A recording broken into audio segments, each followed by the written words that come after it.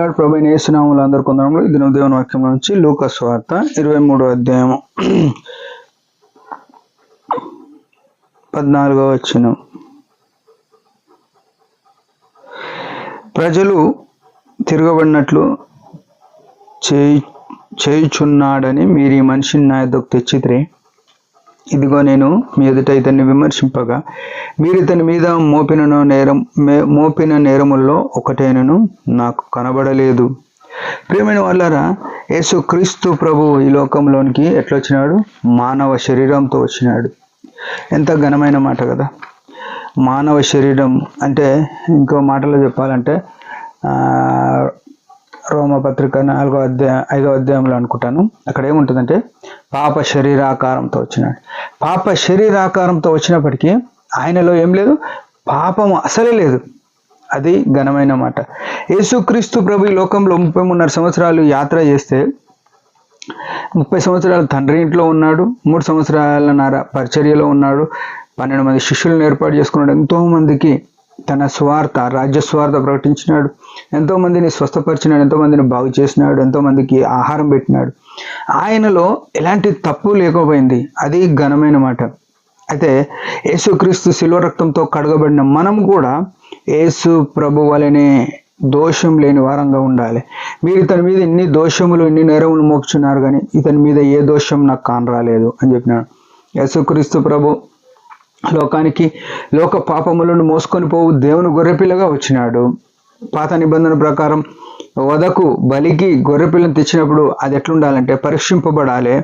అది పరీక్షింపబడ్డప్పుడు దాని మీద మచ్చ డాగు చిన్న తప్పిదం కూడా కనబడదు. యేసు ప్రభు మచ్చలేని గొర్రెపిల్లగా నీ కొరకు నా కొరకు సిలువలో ప్రాణం ఇచ్చినాడు. అయితే యేసు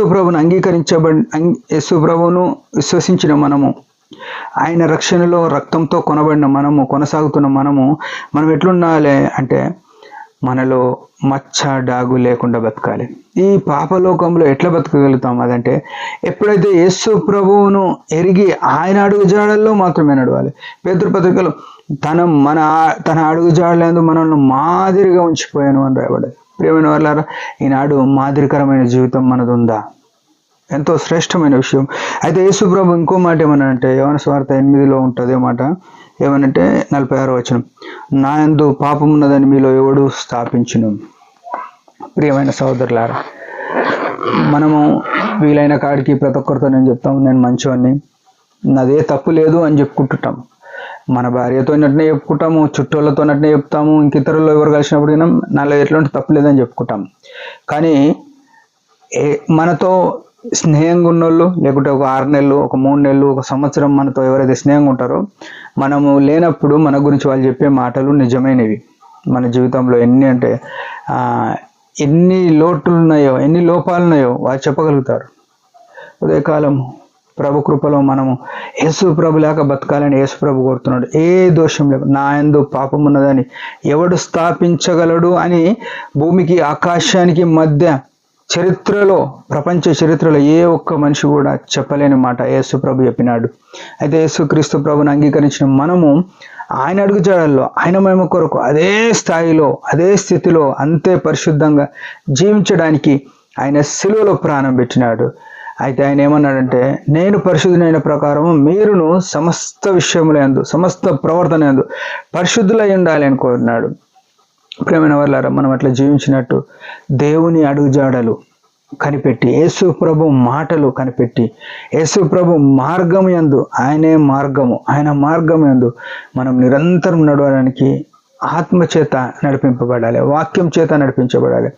మనుషుల ఇచ్చను బట్టి, మనుషుల కోరికలను బట్టి, మన ఆలోచనలను బట్టి కాదు, కానీ దేవుని చిత్తం ఏదో అది నడగాలి. ఎందుకంటే యేసుక్రీస్తు ప్రభు కూడా తండ్రి చిత్తం మెరిగి నడిచినాడు కాబట్టి వర్ధిల్లే స్థితిలో ఆయన ఆశీర్వదింపబడినాడుగా, పరలోకానికి ఆహరోణమైన వాడుగా ఉన్నాడు. మనం అట్లనే ఒకనాడు పరలోకానికి ఆహరోణం కొనిపోబడతాం. సంఘంలో మనం అట్లా ఉండాలంటే ఆయన అడుగు జాడల్లో నడవాలి. దేవుడి మాట దీవించినాక చిన్న ప్రార్థన చేద్దాం. పరమ తండ్రి యేసు ప్రభు నామములో వందనాలు. నీ ఘనమైన నామాన్ని బట్టి, ఘనమైన స్థితిని బట్టి స్తోత్రాలు. మా జీవితంలో ఎంతో నష్టం, ఎంతో వ్యర్థత ఉంది, దయతో క్షమించండి. నీ యందు నీ మహిమ కొరకు నీ అడుగుజాడలు నడవడానికి సహాయపడండి. పాపం ఎరుగని నీవు నా కొరకు పాపమైనావు, మేము కూడా పాపం లేకుండా జీవించుటకు నీ శిలువ రక్తం కోరుకుంటూ నీ ఆత్మచేత నడిపించమని యేసు ప్రభు నామములో ప్రార్థిస్తున్నాం తండ్రి. ఆమేన్. మీరందరి పరిచయం గురించి భారంగా ప్రార్థన చేయండి. Praise the lord.